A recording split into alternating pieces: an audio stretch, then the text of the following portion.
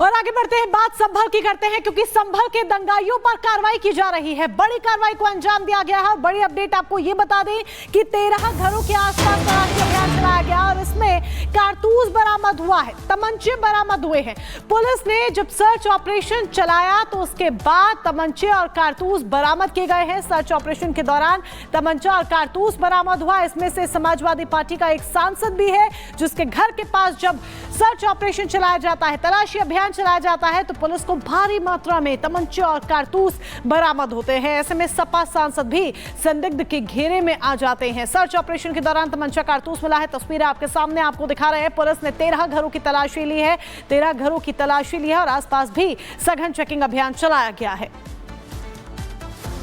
दीपा सराय एवं तीमरदास सराय उसके आसपास के क्षेत्रों में 13 जगहों पे दबिश दी गई, जिसमें 3 जगहों पे पुलिस को सफलता मिली है। उसमें मुल्ला अरशद सन ऑफ शेख अब्दुल्ला नाम के व्यक्ति के यहाँ पे 93 पुड़िया स्मैक की मिली है, जो कि बहुत ही चौंकाने वाला तथ्य है। एक व्यक्ति ताजवर सन ऑफ नसीम, उसके यहाँ से 315 बोर का तमंचा मिला है और एक अन्य व्यक्ति है मेहवर सन ऑफ यावर हुसैन, इसके यहाँ से 315 बोर का तमंचा और 2 लाइव कार्ट्रिजेस भी मिले हैं।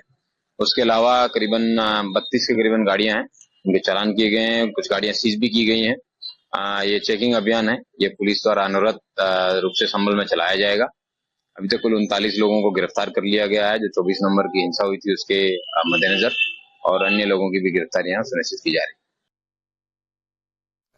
देखिए, तलाशी के दौरान एक घर से आपको जानकारी दे दें कि तमंचा कारतूस स्मैक की पुड़िया भी बरामद हुई है और बड़ी खबर लगातार हम आपको इस वक्त ये बता रहे हैं। पुलिस इस पूरे मामले की जांच पड़ताल में जुटी हुई है। संभल के जो दंगाई हैं उन पर लगातार कार्रवाई की जा रही है। उत्तर प्रदेश के मुख्यमंत्री योगी आदित्यनाथ की तरफ से भी निर्देश दिया गया था। तो आपको जानकारी दे दें कि संभल के जो दंगाई थे, एक तो पहचान फिलहाल कर दी गई है 400 से ज्यादा लोगों की और लगातार जांच पड़ताल की जा रही है। लेकिन एक सपा सांसद है जिनके घर की जब तलाशी ली गई तो उसके बाद सभी लोग हैरान हो गए, क्योंकि स्मैक और कैश और बहुत सारी चीजें वहां से बरामद की गई है। आपको उस रिपोर्ट के जरिए बताते हैं।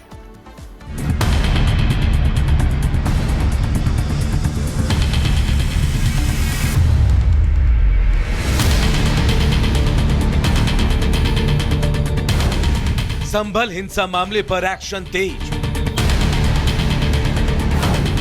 आरोपियों के घर पर दबिश,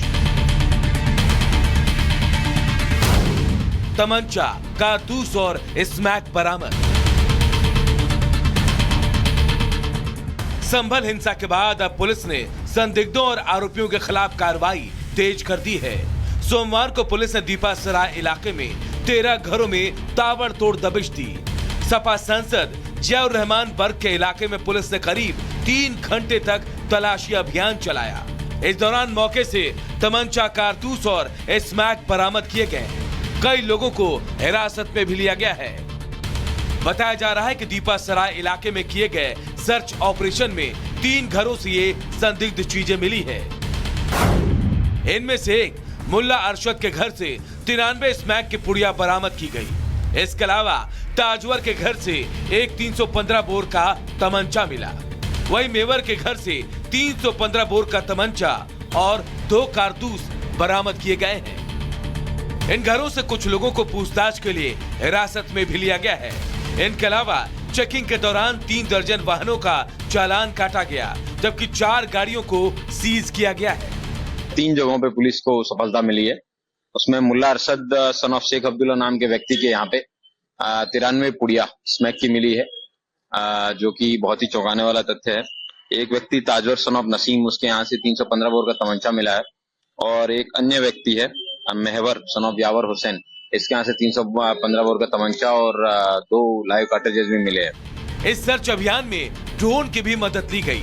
ड्रोन के जरिए छतों और गलियों पर निगरानी रखी जा रही थी। एसपी, एएसपी और सीओ ने 2 थाने के अलावा आरएएफ, आरआरएफ और महिला बटालियन के साथ अलग अलग टीम बनाकर इस सर्च ऑपरेशन को अंजाम दिया। पुलिस ने साफ कर दिया है कि आगे भी आरोपियों पर ऐसी ही कार्रवाई होती रहेगी। Bureau report, Republic Bharat. और चलिए अब आपको ग्राफिक्स के जरिए बता दें, सांसद का इलाका पुलिस का छापा पड़ा है। दरअसल संभल में सांसद बर्क के मोहल्ले में पुलिस की रेड पड़ी है और ऐसे में पुलिस ने 13 घरों में चलाया है तलाशी अभियान। उन घरों में गई है पुलिस और लगातार तलाश की गई है, तलाशी अभियान चलाया गया। ये संख्या आगे और बढ़ सकती है। दरअसल ये सांसद का वो इलाका है जहां पर पुलिस ने दबिश दी, छापा मारा। 3 घरों में पुलिस ने बरामद किया है संदिग्ध सामान। ये सामान भी 3 घरों से बरामद किया गया है और ऐसे में यहीं से कार्रवाई और आगे तेजी से बढ़ेगी। घर से 2 तमंचे और स्मैक की पुड़िया भी जब्त की गई है। सवाल बढ़ा है कि आखिर ये स्मैक आया कहां से? आरएएफ, पीएसी और आपको बता दें ये आरआरएफ की साथ ही पुलिस की टीम ने दबिश दी थी। पूरी जो टीम है एकदम अलग-अलग जो टीम है एक साथ गई थी दबिश के लिए। पुलिस ने कई लोगों को हिरासत में लेकर पूछताछ भी यहां पर शुरू कर दी है।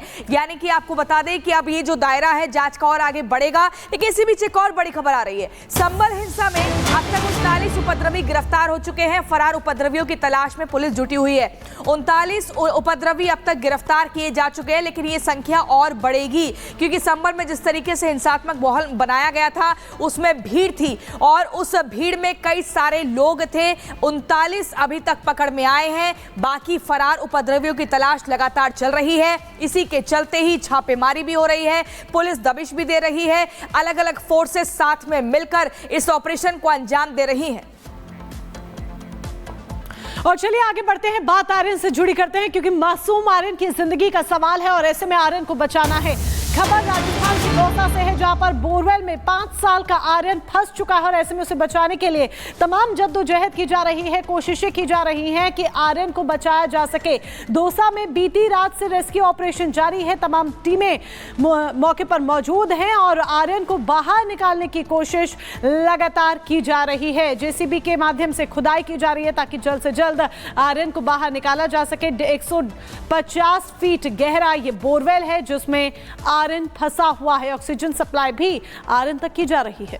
दौसा में बीती रात से रेस्क्यू ऑपरेशन लगातार जारी है। ग्राउंड पर आपको सीधे लिए चलते विवेक हमारे साथ जुड़े हुए हैं। विवेक, इस खबर को लेकर के अपडेट दीजिएगा क्योंकि रात से रेस्क्यू ऑपरेशन लगातार जारी है, कितना सफल हो पाए हैं?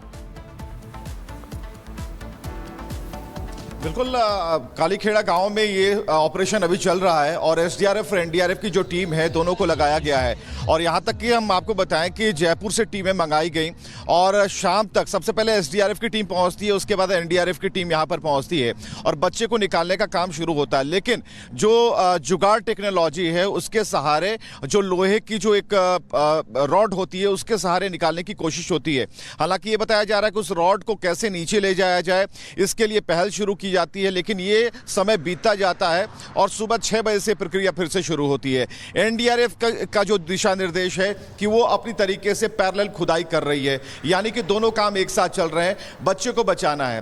रात के 2 बच्चे की मूवमेंट देखी गई है, बच्चे में थोड़ी मूवमेंट दिखाई दी और बच्चे तक ऑक्सीजन पाइप की सप्लाई वहां पर की गई ताकि बच्चा सांस ले पाए। लेकिन सबसे बड़ी चुनौती यहां ये आ रही है कि 120 फीट की जो एक गड्ढा जो बताया जा रहा है, जो बोरवेल है, उसमें नीचे पानी है और ऊपर से ऑक्सीजन की सप्लाई है। बिल्कुल, चुनौतियां बहुत ज्यादा है और ऐसे में सभी लोग ये दुआ कर रहे हैं कि वो जल्दी से जल्दी बाहर आ जाए। आपके पास स्लॉटिंग और अपडेट्स के लिए फिलहाल बहुत बहुत शुक्रिया जानकारी देने के लिए। देश और दुनिया की तमाम